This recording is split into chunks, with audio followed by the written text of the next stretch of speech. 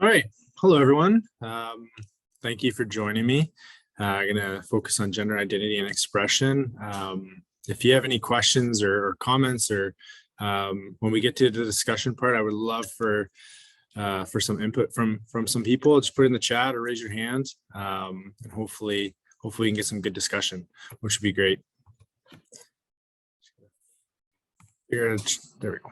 Perfect. So my name is Brandon Biggers. I am from Anishinaabe descent. I live in Sarnia, Ontario, which is located on Treaty 29. I want to also acknowledge my colleagues on Treaty 2 and Treaty 7, which are located in the Lambton Kent District School Board. We acknowledge that the land on which we are gathered is part of the traditional territory of the Chippewa, Odawa, Potawatomi, and Delaware nations. These Indigenous nations agreed to their ancestral languages to the mutual sharing of the land, with obligations and responsibilities to the environment. Today, these responsibilities and obligations extend to all people. I currently, like I said, live in Sarnia. I'm very thankful to live in Sarnia, Ontario. I use the water that we are located on in Huron and the St. Clair River. My family half my family comes from a farming community, so I'm thankful that there are lands provided that we can provide food for individuals. All right, thank you. I'm going to start off with a quick video. If there's any issues with audio, just someone mention that in the chat.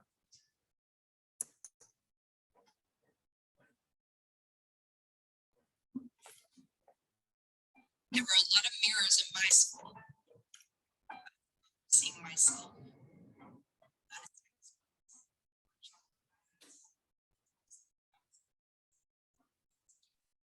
Hey, Brandon, just a note, the audio might not be coming through for everybody. So if you want to just stop that for a second, I'll walk you through what you can do. Sure. If you just hit the stop sharing button for a moment, and then go back and share it again, but don't select it to share yet. When you hit that share in the bottom left-hand corner, there's a little tick box that says share computer audio.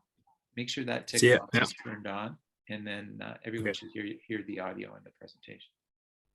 Great, thank you.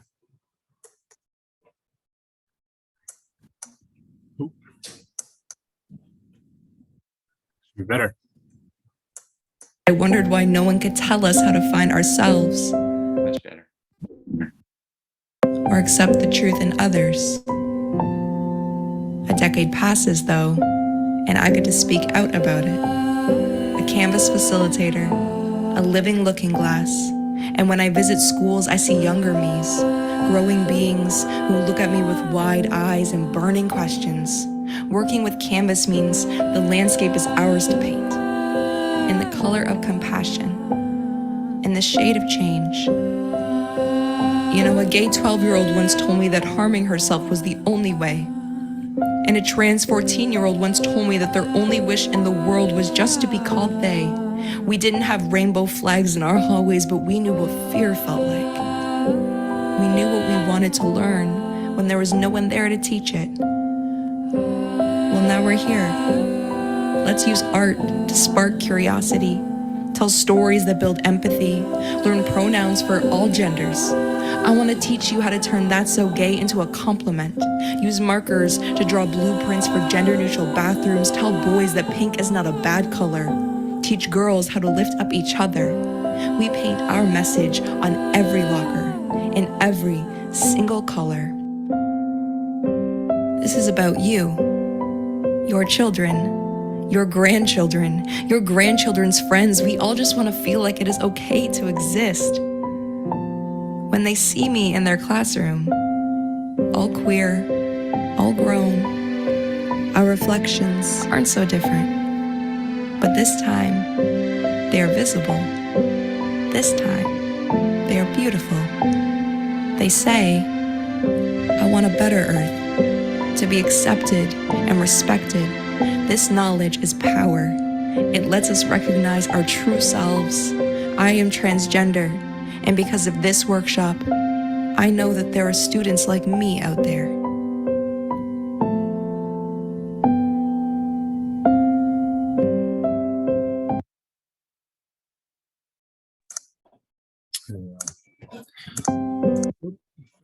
So I'm just going to quickly introduce myself, and there's a method to the madness. So I'll come back to my introduction in a later slide, but just quickly, I want to introduce myself so you can find out what part of my identity, excuse me. So I have my family here. I'm a father of two, and my wife, Becky.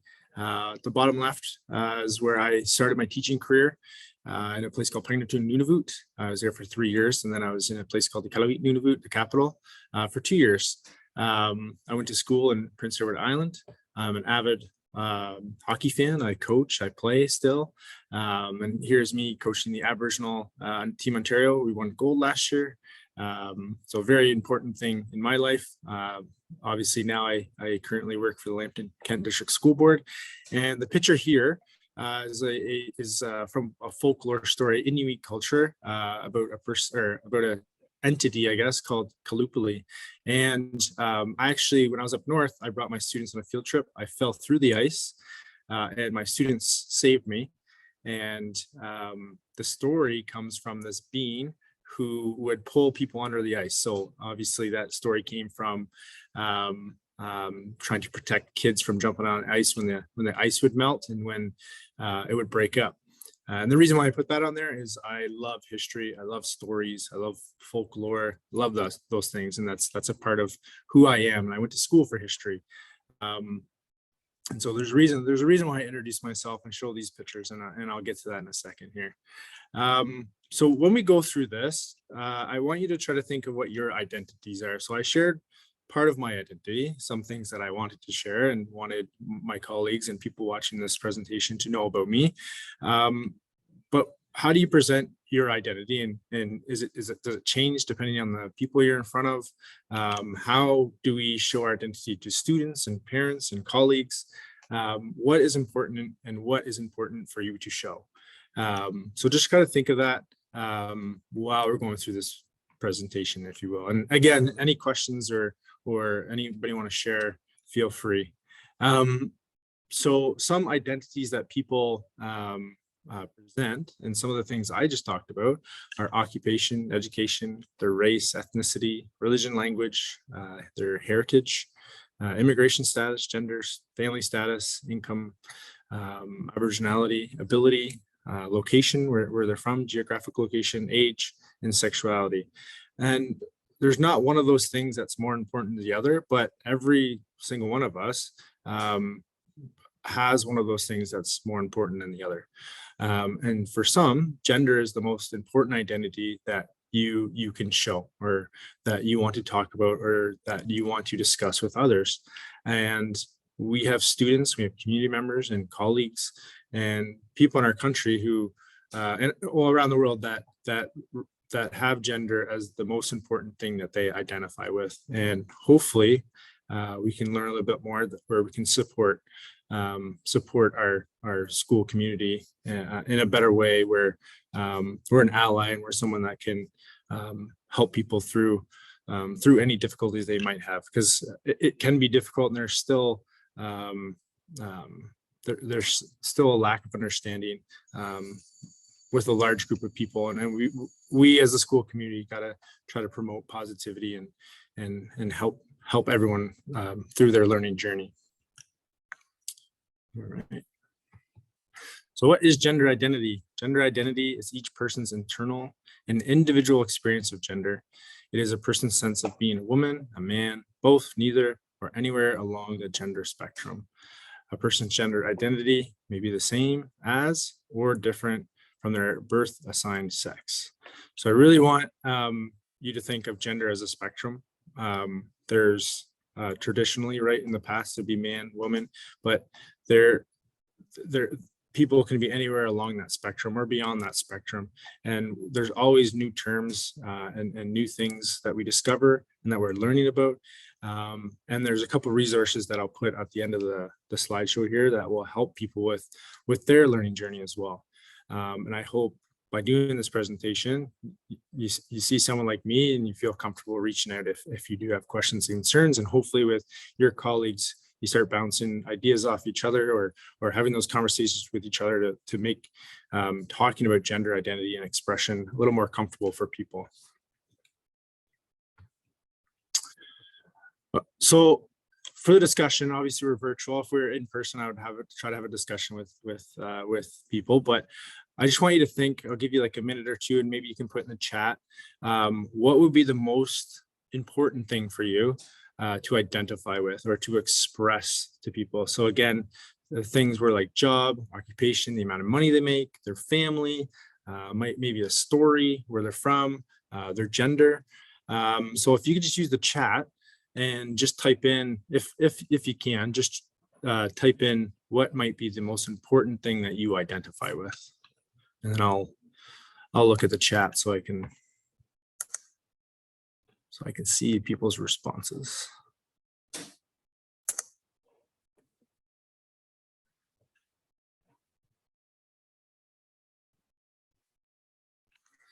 Family, career.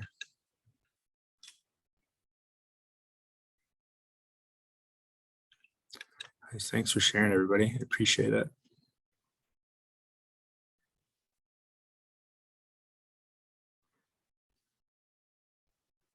So a lot of consistency. So I see a family, being a parent.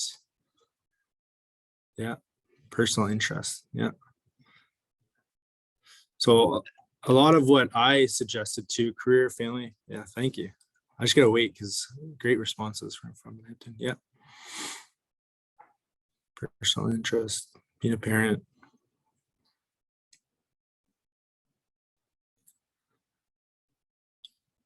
Good family. Yeah. See, Melissa ditto everything. What people say, the family, career, being a parent. So all those things are very important. And we have people within our schools, in our community, where those things are just as equally as important. But we have people that their gender is important, especially if someone speaks to their gender identity, and that's changed from their birth assigned sex. And that's a huge change and something that people need and feel, all right? That's right for them. That's who they are. That's their person, right? That's who they were born to be, is what they have changed into. And that is very important to be able to support that. And if we had our school community and students that are talking about their gender identity, a lot of our comments here might be gender. We have family and career, and expressing your gender and identifying your gender is just as equally as important as what we discuss here: family, career, personal interest, being a parent, right? So just try to keep that in mind when we're supporting our school community and we're talking about these things. We're not going to be perfect. We're still going to make mistakes, especially when we're trying to use new people's pronouns. And if there's a name change, we're going to make mistakes. But trying to learn from it and trying to be an ally and someone that will admit, yeah, I made a mistake, sorry about that, and move forward. That's the best advice for when we're talking about gender identity and with our students and school community. All right, let me make another video for us.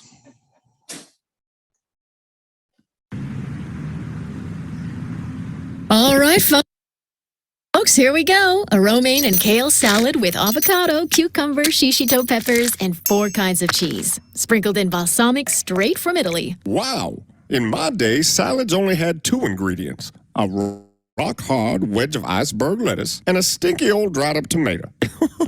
Sorry, guys. I'm gonna have to eat fast. Alex is stopping by in a few minutes to work on our robotics project. Alex, is that the girl with that weird dog or the boy with the hat with the wings that flap? No, Uncle Jay. This is Alex. Oh, okay. I remember. A very nice young, come to think of it, well, is Alex a boy or a girl? Actually, Alex doesn't define themselves as boy or girl. What else is there? Back in your day, most people understood the world in terms of just boys and girls. But now, we know gender is more complex than that. Wait, aren't we just talking about whether you're born with a or a hee? When you're born, your sex is assigned in a medical way, but the sex listed on your birth certificate may not necessarily match your gender identity.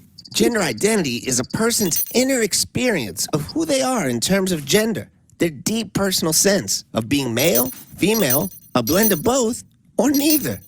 And while many people have a gender identity that's the same as their assigned birth sex of female or male, that's not always the case, because gender exists on a spectrum. Like transgender, which means a person whose gender identity is not consistent with their assigned birth sex. Non-binary, which means a person whose identity doesn't fall in the category of either male or female. And genderqueer or gender fluid, which means a person who does not identify themselves as having a specific gender at all. Does gender identity have to do with being straight or gay? Actually, no. Gender identity has to do with the way you feel about yourself, while sexual orientation is based on the way you feel toward others, the people you may or may not be attracted to. You know, I really like Alex, and I can tell they're a good friend to you. But I'm still pretty confused about all of this. That's okay. You don't have to fully understand someone to respect them. To start, try not to make any assumptions about a person's gender, and use the name and pronouns that they ask you to. Above all, be a friend or ally for people of all gender identities. That's right, Mom. Oh, Alex is here. Come on in. Hey, everyone. Oh, hey, Alex. Care for some salad? The balsamic's right from Italy, you know.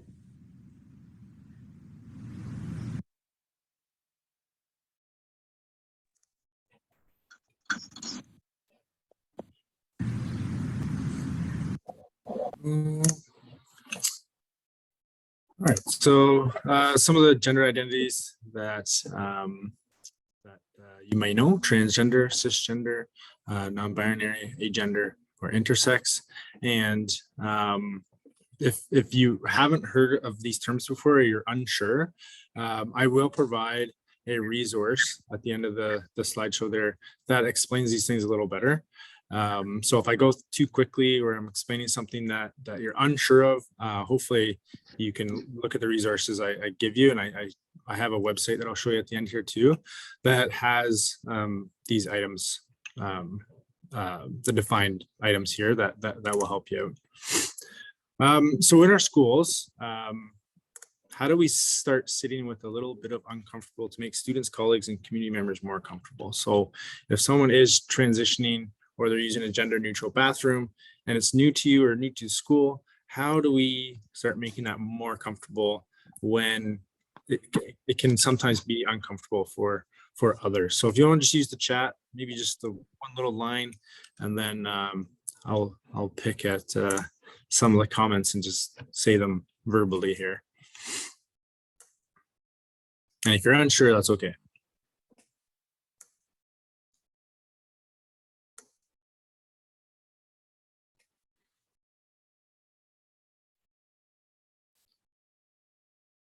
Awesome. So introduce yourself with your own pronouns. Ask yourself why, you're feeling uncomfortable. Nice, yeah. Some self-reflection.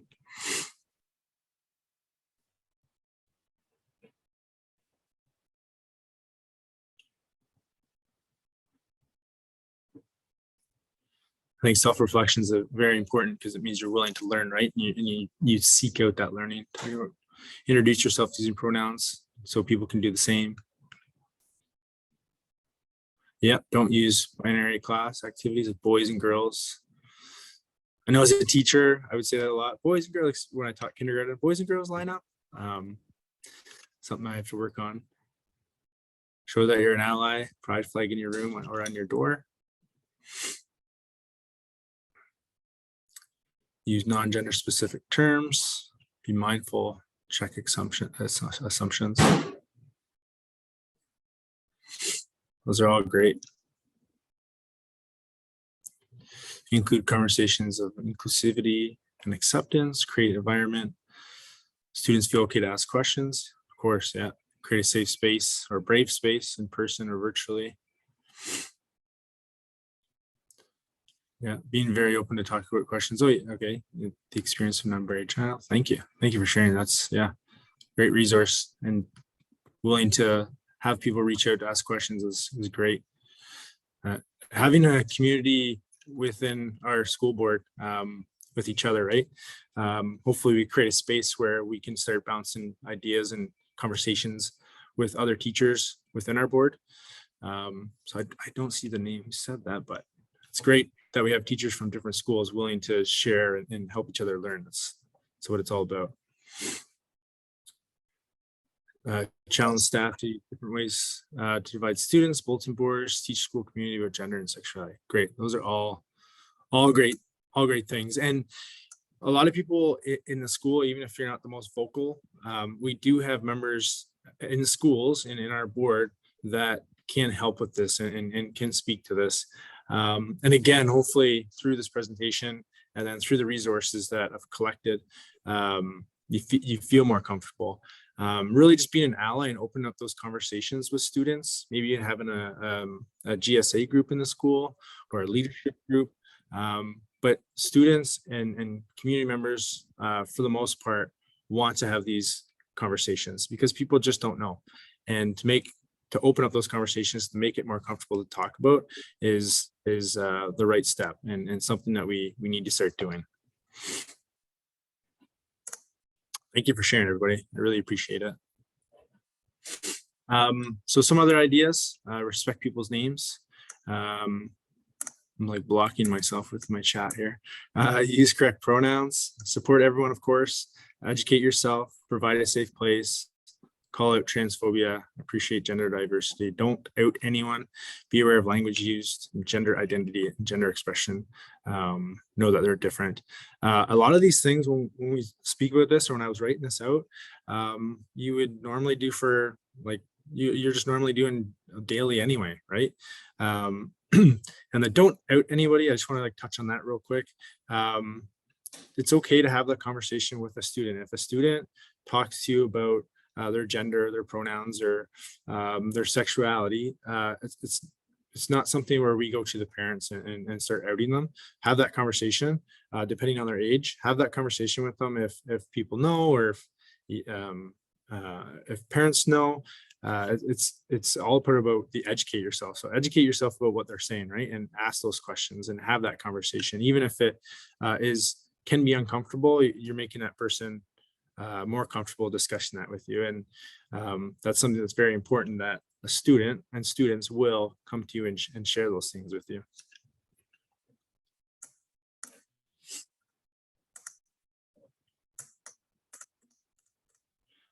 So in schools with staff, you want to review policies. I saw some things about making sure that gym class is non-binary, right? So reviewing things like that, planning communication amongst your staff and school community, strategies to develop gender affirming schools, and education for school community and population. And so the Welcoming Schools resource, if you go through that, it's an awesome resource. It has a lot of readings on there and PDFs that you can read through and just increase your education on that. So you can start doing these things in schools and reviewing your policies and having those conversations. That resource will really help with that. So just something to think about. Again, if I was in front of you, I'd have people group up and talk about this. So maybe just in the chat, we'll write it out. So staff member, colleague is struggling with supporting a student's gender identity. How can we support the staff's learning process? And the second one, a student has expressed to the school that they are in the transitioning process, they have expressed that they are unsure of what their family may think. How can the school best support the student? If you can just maybe write one sentence or two sentences, and I'll, again, quickly read through it. If anybody wants to even speak to it, you're more than welcome to raise your hand and unmute yourself.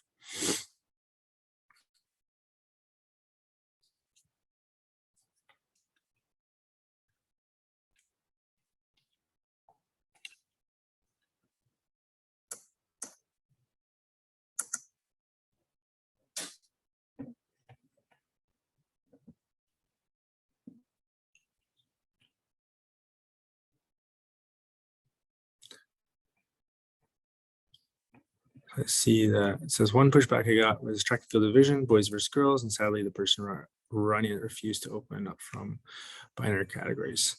Yeah, so we're gonna get pushback, and us as educators and in the school board, we have a responsibility to support our students in the best way, right? And if someone identifies as a female, they should be running with the females, or male, they should be running with the males, excuse me. And some of our education is not only just for the students, but a lot of what we say to the students is going back to the parents, and students educate the parents as well. And we kind of forget that piece, that there are having those conversations with each other, and stuff like that will happen. It's good to have those discussions with students and with community members when we come to issues like that. Provide books and lessons, start discussion, great, yep. Gather helpful resources, perfect. Have a discussion with staff members in not confrontational way, yeah, of course. Encourage them by expressing that it is a process. Every step toward inclusion is a positive one. Yes, for sure. We can't expect all educators to be equally aware. Yeah, very well. Yeah, very well said, Aaron. All of us are still in our own learning process. Some of us might be proficient in a subject and others are not, right? We help each other out. So very good. Make sure resources are current. Yeah, for sure. Again, I'll have some stuff here later that hopefully you can use when you need it, and it's current. It's continually changing, which is great. Yes, thank you for sharing. Connect the students to outside agencies that provide support if they need it. Yeah. Shaney, thank you. Do our best to navigate gender and sexuality within our school by being supportive and creating a safe space. Some teachers have taken AQs. Yeah. So just lean on the staff. Oh yeah. The leaders in the school. Thank you, Sharon. Start by making students feel safe and don't out them unintentionally. Yes. Thank you, Melissa. Normalize their process and accept them unconditionally. Yeah. Thank you, Aaron. Thank you, everyone, your suggestions. This is great. I hope other people read in the chat and getting ideas. If you're unsure, this is awesome. Have conversations with staff members to feel out where their struggles are and coming from, and then go from there. Yeah, their learning process. Just because we're in the school and we're educators, some people think we should, accept and know everything about certain things, and we don't. We're some of us are further along our learning process than others, and we know that's okay, right? Thank you everyone for the chat. It was awesome. So expression. Well, one more comment. I can read it. Thank you so much. Make sure address these topics with primary students in a way I won't get parent pushback. Yeah, and Kelly, I will get when I go through the resource I've created. I just created a website, but there's resources. I've been going to all the schools and resources I've gathered from other teachers that have done some terrific work, and I've just gathered it and put it in a spot. It's great that I get to meet people that are willing to share and have it on a website, and there's stuff for the primary kids there that just like a simple read aloud and start talking about these things, and their parent pushback will be minimal because it's a read aloud and it's it's current, and we're talking about things that the kids should be talking about. Be a safe adult for students when they're in the classroom. Yeah, awesome. So I'm going to move to expression, and sometimes identity and expression can kind of get lumped into the same thing, but they are different. And we're going to think about how we express ourselves. So I just want you to think about yourself and how you express yourself. So do you express yourself differently at work, home, special events, others, and in the classroom we present ourselves differently. And even I've taught in different places. I express myself in those different places differently. So at work, I wear professional attire. I do my hair. My kid always tells me I put on too much gel. He's 5. I don't know how he knows that, but hey, whatever. At home, you'll never see me with shoes on. I'm a sandals person. And at special events, depending on what it is, if it's a hockey game, I wear my suit, or if I'm out on the ice, I wear a tracksuit, and I express myself in those different ways. With friends, I joke around more than I would, obviously, in a classroom. I try to be very professional. And then even in a staff room or out in the hallway with kids, right? We're always expressing ourselves differently. So I want you to think about how you express yourself when I go through the next couple things, and how that can influence how our students can express themselves. So I'm sure everyone's heard of, in the kindergarten classroom where the girls were playing with the dollhouses and the Barbies, let's say, and the boys were playing with the trucks and the dinosaurs. And in the past, we know that people say, no, this is where the girls play and this is where the boys play, and we're kind of forcing them to express themselves in that way. So how do we make sure that we have an environment where kids can express themselves anyway, and we don't care how they express themselves, and they feel comfortable expressing themselves in the best way, right? The mouse. So what is gender expression? So it is how a person publicly expresses or presents their gender. This can include behavior and outward appearance such as dress, hair, makeup, body language, and voice. A person's chosen name and pronouns are also common ways of expressing gender. Others perceive a person's gender through these attributes. Okay. Another little video here. Mute myself first.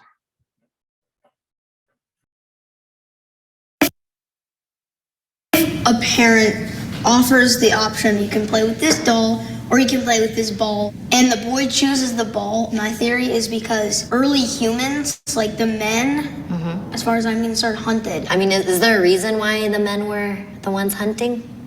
Probably because they were stronger.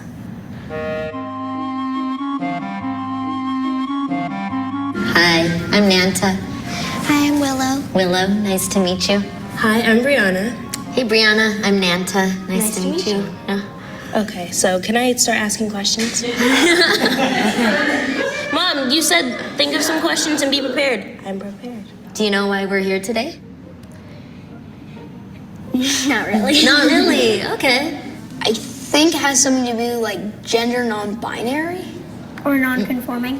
Yeah, both. Yeah, so gender non-conforming and non-binary. What's gender non-conforming? Well, what do you think it is? Something about guess. gender, because I hear the word gender in it.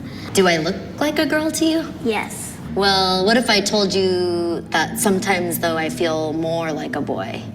That's okay. So binary, boy and a girl. So non-binary, meaning Opposite. yeah, exactly.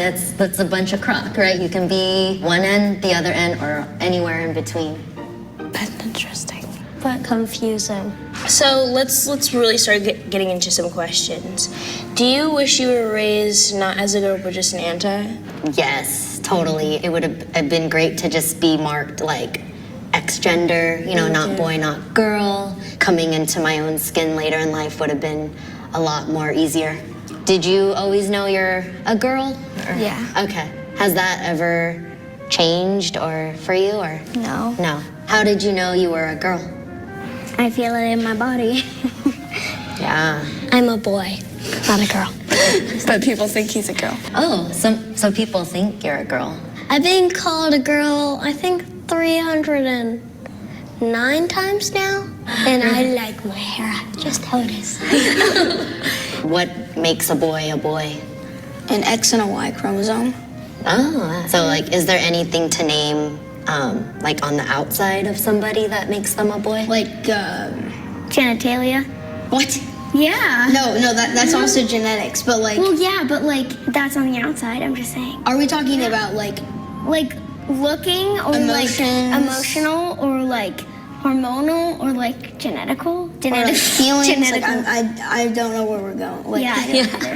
Have you ever heard about like how people try to say like pink is a girl thing, and then like how blue is like a boy color? Yeah, I hear about that, even though blue is one of my favorite colors. Yeah, right. So you see how confusing that could feel like when it's like, I want to do this and that. if a parent offers the option with no bias, hey, you can play with this doll or you can play with this ball, and the boy chooses the ball, my theory is because early humans, like the men, as far as I'm concerned, hunted. And so it's sort of like genetically men preferred things that moved around. I don't know, that's like completely a theory in terms of. I mean, is there a reason why the men were the ones hunting? Probably because they were stronger. And I think that's where I kind of like, oh, really? Well, I'm strong. Why can't I be a hunter too? Well, yeah, but like in terms of like muscle mass, men have like, and I mean, they probably weren't thinking about that. Does your family ever get mad at you for what you want to identify? Oh yeah. I think it's different now that I'm an adult. But growing up, my mom would force me to wear a dress that I don't really want to wear. I don't really like wearing dresses or skirts too, so I feel really uncomfortable when I'm like wearing the skirt.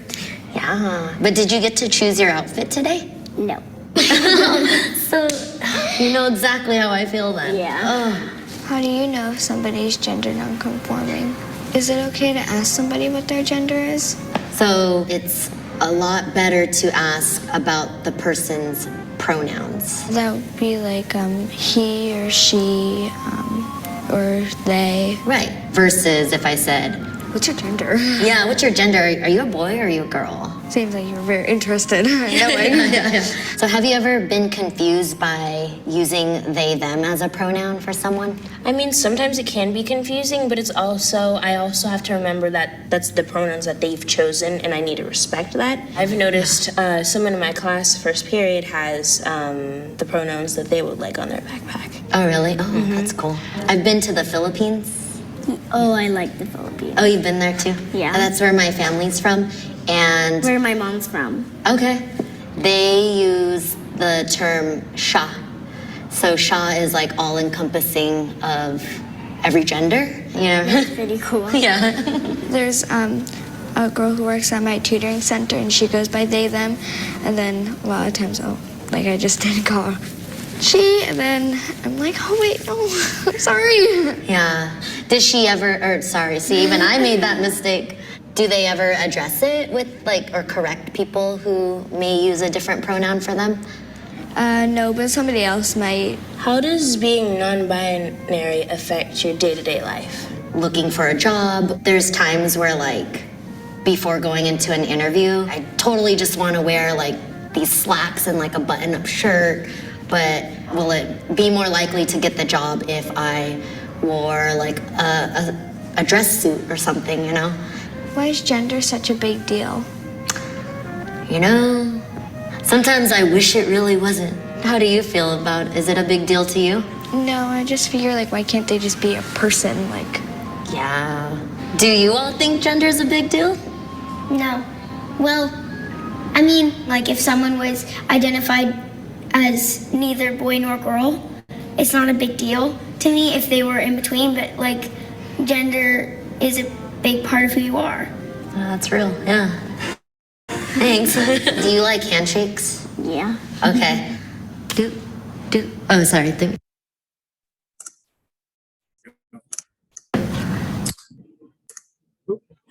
we go. So I've been thinking about this a lot, about expression, and the picture here we've all seen, blue is for boys and those types of toys, and pink is for girls and those types of toys. And how can I express myself differently in when I was in class or now, to be more inclusive with everybody? And one thing that I've tried to do, and I still make mistakes, like I said, is how I express my family. Instead of I think at the start I said wife and two boys, and now I'm trying my best to say my spouse and children, to give that more inclusive language. So if there's someone who I'm trying to support and making a more inclusive environment, when I'm saying spouse, I'm not using those gender terms. If that helps. So I put some pronouns down at the bottom right. So expressing yourself. Yeah, awesome. Just reading comments. Sorry. Like the video. Okay. Yeah, it's a really good video. And I can, if someone wants this, there's a lot on the slideshow. I won't get through the whole thing, but if you do want the slideshow, I will post it on the website I show you soon, and then take it and steal it, use it, do whatever you need to do. If you need the support in your classrooms, please take everything I show you. It's really important. Okay, so a scenario, and hopefully, again, you can just use the chat. A student is getting bullied because they have changed their pronouns from he, him to they, them. How can we best support the student in our schools or in our school? Yeah, use the chat. I'll try to quickly read through it. But how do we support a student that is expressing themselves differently?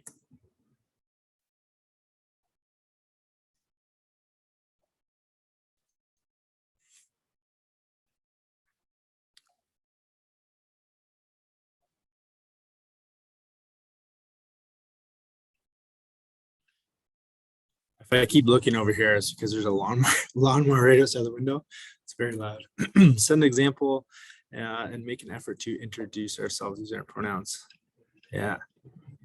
Be that example. Most of our students look up to us, and if we're making that change and being that positive light, our students will feel more comfortable following. Make sure that we use their pronouns that they prefer. We use their pronouns that they prefer. Educate the whole class. School is important. Normalizing pronouns, having conversations, but respect towards everyone. Yep. Good.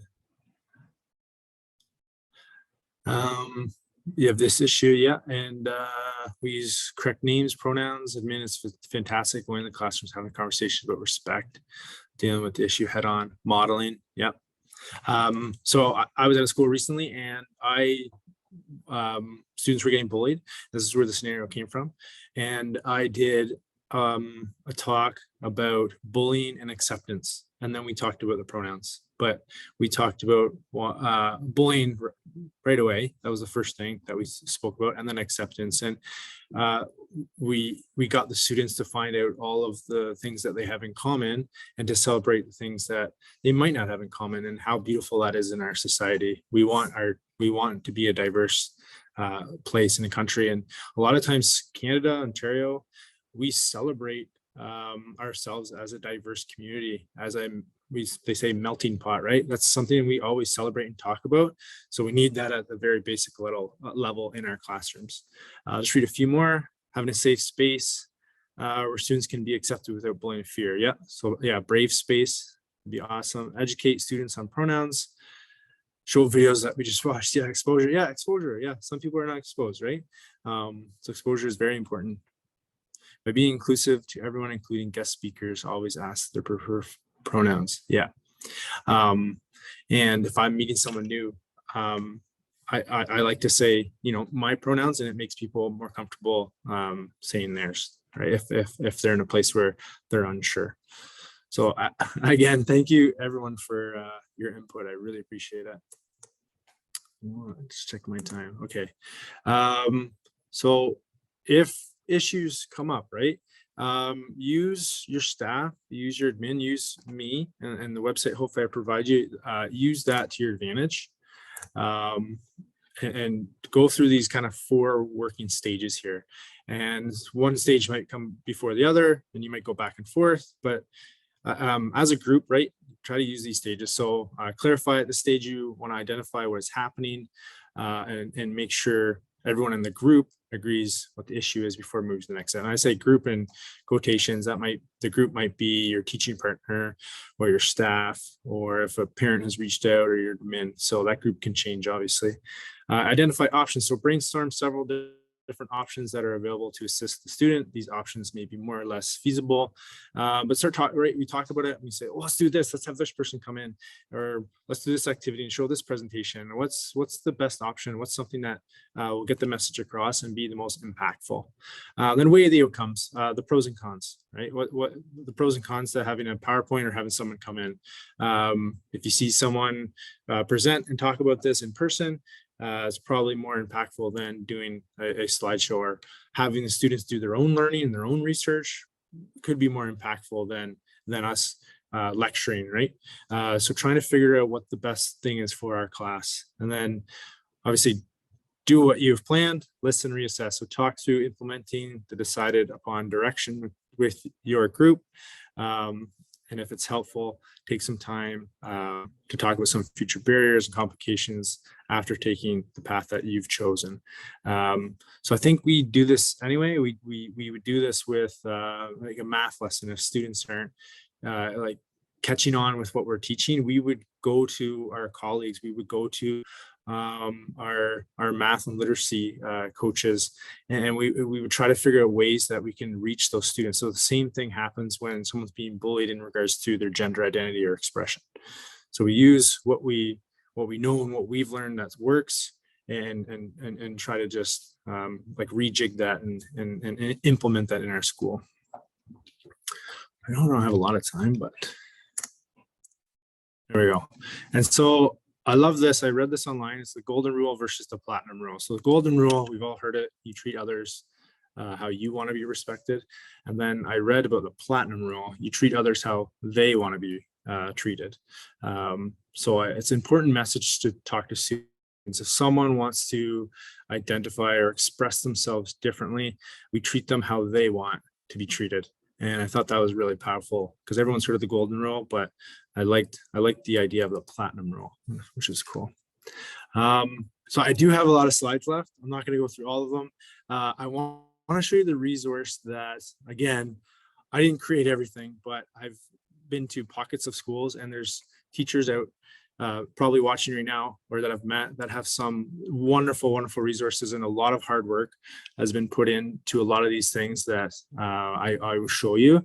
So by no means am I the creator of all the things I'll show you, but I want it out there so then we can start sharing, and we can start using resources that are there and that can help you in your school. So I'm just going to share my screen. I'm going to stop sharing, and I'm going to share. You're the curator. Yeah. I'm just going to share my, go back to share. There we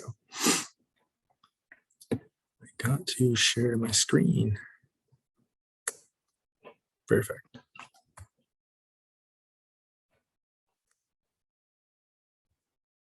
Okay. Zoom. There we go. So this was sent out to all the principals. I've tried to just put things that I've found, again, from other teachers, and I've asked, can I put this on here? And everyone's been awesome at sharing things with me and working hard to put things on here. So I really appreciate all their help. But right here, the resources. So if you click here or at the top right where it says resources, either one, there'll be things there that will help you out. So I think I first met Sharon Drummond, and she had some diversity reads that she shared with me, but they're all right here for everybody. And then Katie also had the GSA, and Melissa shared things with me. So again, I appreciate everything. But there's diversity reads by topic, by month. So we are in November. If I clicked on November, there'll be a slideshow there for you with activities and books that you can look into. A lot of the schools already have these books in the schools, and it's broken down by grade. So it's a wonderful, wonderful resource that has been shared. So again, just go to the resources, drop down menu right here for you. And if there's, well, I can talk about suggestions after, but it's there for you. Another way, just I was trying to figure out a way to have a different type of resource bank for maybe different like if you think differently or organize differently. So I have this resource bank here, and there's about 150 books on there now. I can pull that up, and it has themes, it has activities. I've tried to include the French titles and just try to work at that, but there's stuff about diversity, Diwali, the 2S LGBTQ community, Indigenous, like everything that I've found or people have shared with me, really, I've put on here with the activities. So I think that'd be a great resource if you kind of want to see the Excel spreadsheets there for you as well. And then just different websites that I've looked through. We have our Indigenous resource here, Indigenous Perspective Guide you can use. So just click on the picture. So if you just click on the picture, things will come up and activities will come up that I've looked through and gone through that will be helpful. And any of the blue words too. So Learning for Justice, great resource, the Black History Month resource. EGAL Canada. So if you want to build inclusive schools or pronoun usage, the glossary of terms, I reached out to EGAL about a month ago, and I asked if I could put this on here and they said, go for it. Like, we would love for people to use this resource more. So it's there for you. And then I have our mental health support here, and then a couple book resources. So there's lots on Storyline Online. You can use it as an app. Right here, the Exploring by the Seat of Your Pants is a lot of virtual like videos, and they put them on YouTube, so you can watch those after as well. There's a lot on there that have to do with EDI and anti-oppressive stuff, so that's why it's on here. But the schools that I've been to, there's a lot of hesitation to talk about these things, and I really just want you to get your foot in the door and then grow from that. So if you're unsure of what to use this resource to get started and start having those conversations, and just try to grow from that. Right, we're all in our own learning process, so it's very important to have a starting point, and I hope this resource is a starting point. If anybody out there watching, or when you share this with colleagues, if you have any suggestions, just hit the suggestion thing. It'll go right to my email, and the form just says like what suggestions do you have, and like share the PDF or share the slideshow or whatever you have. You can put it right on the suggestion thing. So I don't want anybody to feel alone in their learning process, and I don't want anybody to feel that they've been working hard at EDI resources and it can't be shared out. So use that suggestion form, and then I can look through everything just to make sure I can post it on there and it's what we need. And that'd be greatly appreciated. Just to have one-stop shop for everybody. Yeah. And there's the blogs, which are a great resource. They're all right there as well. And the Indigenous website and the math website are there as well. So you can use this website to get to other places as well. And I just hope you can share it with your colleagues and use it as best you can. Anything on here, take it, use it, change it up. I just hope that it helps with, getting your foot in the door, really. And that's it for me. I really appreciate everybody joining me. I think at one point we had like 86 individuals. So I really appreciate everybody coming and listening to me speak for an hour. And I hope I sent it to all. So I see, how do you find their website? I sent it to all the principals earlier in the week. It was late at night when I sent it out. So I will send it out again.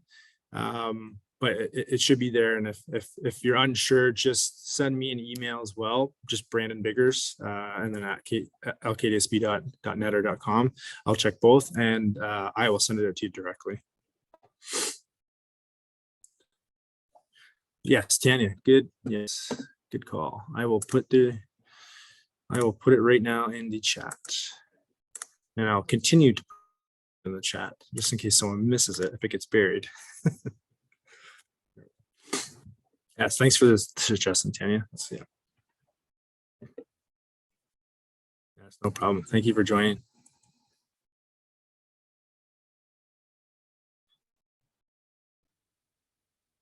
Well, thank you, Katie. Some of your resources on here, so thank you. Make me look good.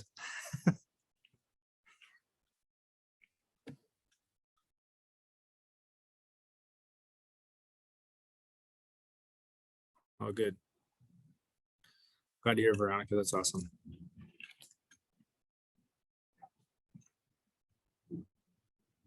You're very welcome.